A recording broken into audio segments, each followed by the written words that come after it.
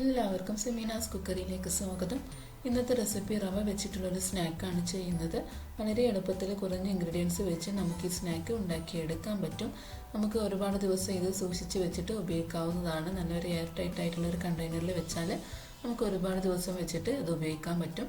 അപ്പോൾ ഈ ക്രിസ്പി ആയിട്ടുള്ള ഈ സ്നാക്ക് എങ്ങനെ ഉണ്ടാക്കാമെന്ന് നോക്കാം. ഒരു ബൗളിലേക്ക് 1 കപ്പ് റവ ഇട്ട് കൊടുക്കാം. അപ്പോൾ വറുത്ത റവയാണെങ്കിലും വറുക്കാത്ത റവയാണെങ്കിലും എടുക്കാവുന്നതാണ്. ഞാനിപ്പോൾ ഇവിടെ വറുത്ത റവയാണ് എടുത്തിട്ടുള്ളത്.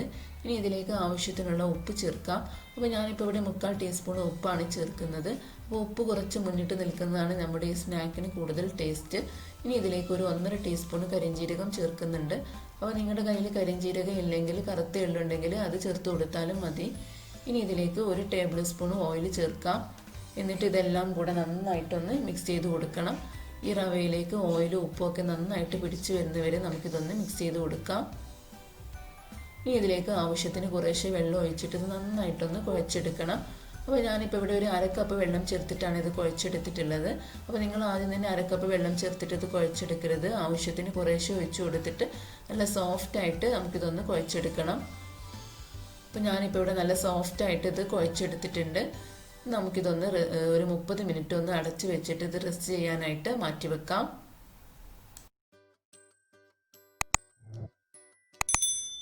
ഇപ്പോൾ ഇതാ 30 മിനിറ്റ് കഴിഞ്ഞിട്ടുണ്ട്. ഇപ്പോൾ ഡോ തൊട്ട് നോക്കുമ്പോൾ കുറച്ച് ഡ്രൈ ആയി വന്നിട്ടുണ്ട്. അപ്പോൾ ഇതിലേക്ക് കുറച്ചുകൂടെ ആവശ്യത്തിന് വെള്ളം ചേർത്തിട്ട് ഒന്നുകൂടെ ഒന്ന് കുഴച്ച് കൊടുത്താൽ മതി. അപ്പോൾ ഞാനിപ്പോൾ ഇവിടെ 2 ടേബിൾ സ്പൂൺ കൂടെ വെള്ളം ചേർത്തിട്ട് ഇത് നന്നായിട്ടൊന്ന് കുഴച്ചെടുത്തിട്ടുണ്ട്. നമുക്കിതൊന്ന് പരത്തിയെടുക്കാം. അപ്പോൾ അതിനായിട്ട് ഡോ കൗണ്ടർ ടോപ്പിൽ വെച്ച് കൊടുത്തിട്ടുണ്ട്. എന്നിട്ട് നല്ല തിന്നായിട്ടൊന്ന് പരത്തി കൊടുക്കാം. അപ്പോൾ മാക്സിമം തിന്നായിട്ട് തന്നെ പരത്തിയെടുക്കാനായിട്ട് നോക്കണം. കാരണം ഇത് റവ ആയതുകൊണ്ട് തന്നെ കുറച്ച് സമയം എടുക്കും ഇത് വെന്ത് കിട്ടാനായിട്ട്. അപ്പോൾ നമ്മൾ തിന്നായിട്ട് പരത്തിയെടുക്കുകയാണെങ്കിൽ നമുക്ക് പെട്ടെന്ന് തന്നെ ഇത് ഫ്രൈ ചെയ്തെടുക്കാനായിട്ട് പറ്റും. ഇനി ഇത് നല്ലൊരു ഷേപ്പിൽ കിട്ടാൻ വേണ്ടിയിട്ട് ഇതിൻ്റെ സൈഡൊക്കെ കത്തി ഉപയോഗിച്ചിട്ട് ഇതുപോലെ ഒന്ന് മുറിച്ചു കൊടുക്കാം. എന്നിട്ട് ഇതിൻ്റെ എക്സസ് ആയിട്ടുള്ള ഈ ഭാഗമൊക്കെ ഒന്ന് മാറ്റി കൊടുക്കണം. ഇപ്പോൾ ഇത് നമുക്കൊരു റെക്റ്റാങ്കിൾ ഷേപ്പിൽ കിട്ടിയിട്ടുണ്ട്. ഇനി ഇത് വീണ്ടും ചെറിയ സ്ക്വയേഴ്സ് ആക്കിയിട്ടൊന്ന് മാറ്റിയെടുക്കണം. അപ്പോൾ അതിനായിട്ട് വീണ്ടും കത്തി ഉപയോഗിച്ചിട്ട് ഇതുപോലെ ഒന്ന് മുറിച്ചു കൊടുക്കാം. എന്നിട്ട് ചെറിയ സ്ക്വയേഴ്സ് ആക്കിയിട്ട് മാറ്റിയെടുക്കാം. അപ്പോൾ നിങ്ങൾക്ക് വേണമെങ്കിൽ ഇപ്പോൾ ഈ സ്ക്വയർ ഷേപ്പിൽ തന്നെ ഇത് ഫ്രൈ ചെയ്തെടുക്കാവുന്നതാണ്. അപ്പോൾ ഞാനിപ്പോൾ ഇവിടെ ഒരു ഫോർക്ക് ഉപയോഗിച്ചിട്ട് ഒന്ന് ഡിസൈൻ ചെയ്തിട്ട് ആണ് ഒന്ന് ഫ്രൈ ചെയ്തെടുക്കുന്നത്. ഇനി ഇതിൽ നിന്ന് ഓരോ സ്ക്വയേഴ്സും എടുത്തിട്ട് ഒരു ഫോർക്ക് ഉപയോഗിച്ചിട്ട് ഇതിൻ്റെ മുകളിൽ ഒന്ന് പ്രസ് ചെയ്ത് കൊടുക്കാം. അപ്പോൾ ഈ ഫോർക്കിൻ്റെ ഡിസൈൻ അതിൻ്റെ മുകളിലായിട്ട് വരും. എന്നിട്ട് ഇതൊന്ന് മടക്കി കൊടുക്കാം. കണ്ടില്ലേ, ഈ ഷേപ്പിലാണ് ഞാനിപ്പോൾ ഇവിടെ എടുത്തിട്ടുള്ളത്. ഇനി ബാക്കിയുള്ള സ്ക്വയേഴ്സും ഇതേ രീതിയിൽ തന്നെ ചെയ്തെടുക്കാം. അപ്പോൾ നിങ്ങൾക്ക് ഇങ്ങനെ ചെയ്യാൻ ബുദ്ധിമുട്ടാണ് എന്നുണ്ടെങ്കിൽ ഈ ഫോർക്കിൻ്റെ മുകളിൽ ഈ സ്ക്വയേഴ്സ് വെച്ചിട്ട് ജസ്റ്റ് ഒന്ന് പ്രസ് ചെയ്ത് കൊടുത്ത് ഫോൾഡ് ചെയ്ത് കൊടുത്താലും മതി. അപ്പോൾ എനിക്ക് അതിനേക്കാളും ഈസി ആയിട്ട് തോന്നിയത് ഈ രീതിയിൽ ചെയ്യാനാണ്. അതാണ് ഇതുപോലെ ചെയ്തെടുക്കുന്നത്.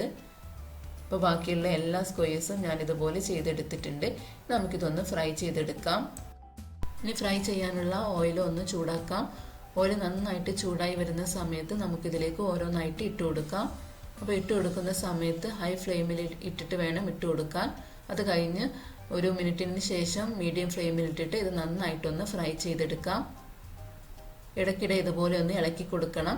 കുറച്ച് സമയം കഴിഞ്ഞിട്ട് ഇതുപോലെ ഇളക്കി കൊടുക്കുന്ന സമയത്ത് ഒരു ചെറിയ സൗണ്ട് വരും.